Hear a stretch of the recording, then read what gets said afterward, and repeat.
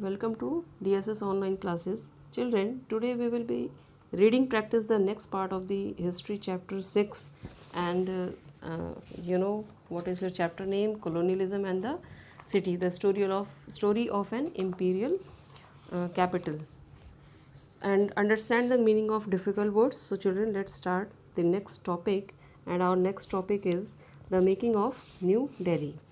In 1803, the British gained control of Delhi after defeating the Marathas. Since the capital of British India was Calcutta, the Mughal emperor was allowed to continue living in the palace complex in the Red Fort. The modern city, as we know it today, developed only after 1911 when Delhi became the capital of British India. Demolishing a past. Before 1857, developments in Delhi were somewhat different from those in other colonial cities. In Madras, Bombay, or Calcutta, the living space of Indians and the British were sparsely separated. Indians lived in the black areas while the British lived in well laid out white areas. In Delhi, especially in the first half of the 19th century, the British lived along with the wealthier Indians in the walled city. The British learned to enjoy Urdu, Persian culture, and poetry and participated in local festivals. The establishment of Delhi College in 1792 led to a great intellectual flowering in the sciences as well as the humanity, largely in the Urdu language. Many refers to the period from 1830 to 1857 as a period of the Delhi Renaissance. All this changed after 1857 during the revolt that year. As you have seen, the rebels gathered in the city and persuaded Bahadur Shah to become the leader of the uprising. Delhi remained under rebel control for 4 months. When the British regained the city, they embarked on a campaign of revenge and plunder. The famous poet Ghalib witnessed the events of the time. This is how he described the ransacking of Delhi in 1857. When the angry Loyns, the British, entered the town, they killed the helpless and burned houses. Hordes of men and women, commoners and noblemen poured out of Delhi from the three gates and took shelter in small communities and tombs outside the city. To prevent another rebellion, the British exiled Bahadur Shah to Burma, now Myanmar, dismantled his court, razed several of the palaces, closed down gardens, and built barracks for troops in their place.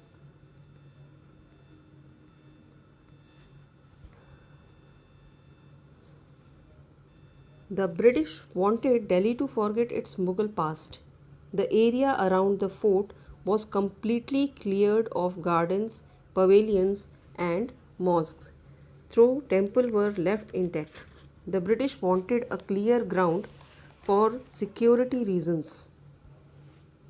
Mosques in particular were either destroyed or put to other uses. For instance, the Zinat al Masjid was converted into a bakery. No worship was allowed in the Jama Masjid for 5 years. One third of the city was demolished and its canals were filled up. In 1870s, the western walls of Shahjahanabad were broken to establish the railway and to allow the city to expand beyond the walls. The British now began living in the sprawling civil lines area that came up in the north, away from the Indians in the walled city. The Delhi College was turned into a school and shut down in 1877. Planning a new capital. The British were fully aware of the symbolic importance of Delhi after the revolt of 1857. Many spectacular events were held there. In 1877, Viceroy Lytton organized a darbar to acknowledge Queen Victoria as the Empress of India. Remember, the Calcutta was still the capital of British India, but the Grand Darbar was being held in Delhi. Why was this so? During the revolt, the British has realized that the Mughal emperor was still important to the people, and they saw him as their leader. It was therefore important to celebrate British power with pomp and show in the city the Mughal emperor had earlier ruled, and the place where had turned into a rebel stronghold in 1857. In 1911, when King George V was crowned in England, a darbar was held in Delhi to celebrate the occasion. The decision to shift the capital of India from Calcutta to Delhi was announced at this darbar. New Delhi was constructed as a 10 square mile city in Raisina Hill, south of the existing city. Two architects, Edward Lytton and Herbert Baker, was called on to design New Delhi and its buildings. The government complex in New Delhi consisted of a 2-mile avenue,